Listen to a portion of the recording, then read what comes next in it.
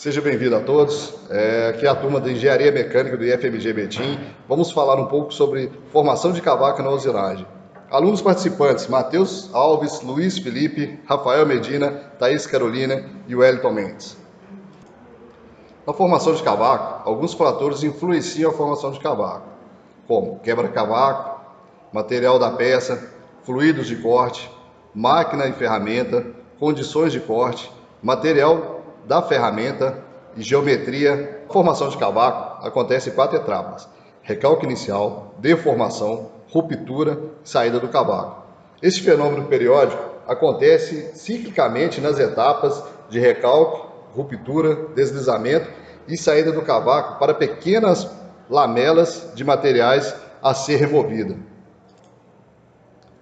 No recalque inicial, uma pequena porção de material é recalcada sobre deformações elásticas e plásticas contra a superfície de saída da ferramenta.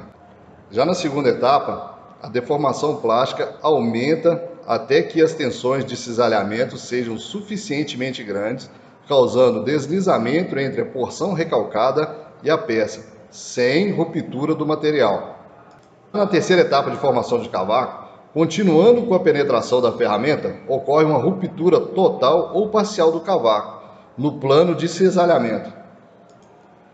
Já no quarto processo, podemos chamá-lo de processo contínuo, onde a ferramenta entra em contato com a peça, criando lamelas que criam escorregamento sequencialmente e depois nova porção de material é unificada através de um processo de soldagem, repetindo esse fenômeno ciclicamente, ocorrendo deslizamento sobre a ferramenta de corte.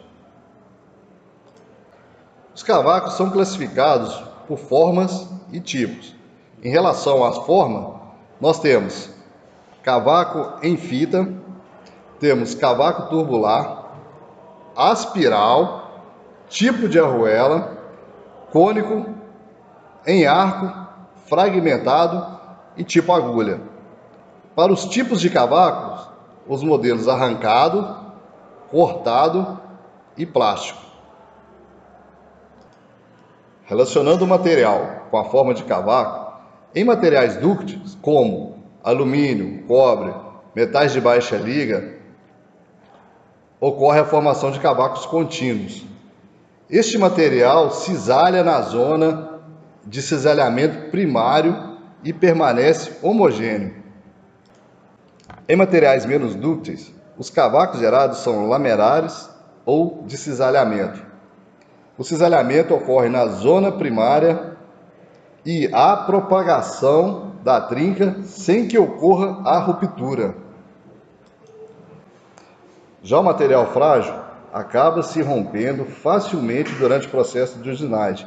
A trinca formada se propaga por toda a superfície primária do cisalhamento, ocorrendo formação de lascas ou pedaços. No processo de usinagem, nós enfrentamos alguns problemas devido à formação de cavacos longos. Dos cavacos longos, os problemas são, geralmente, um empecilho para o processo de usinagem. Isso porque eles apresentam características que não só dificultam o processo, mas que também podem trazer riscos ao processo. De alguns exemplos aqui citados, temos o alto volume. Cavacos longos são volumosos, então eles ocupam muito espaço, o que dificulta o descarte, o manuseio, o transporte e até mesmo na reciclagem, o reaproveitamento desse cavaco. Também enfrentamos o risco ao operador.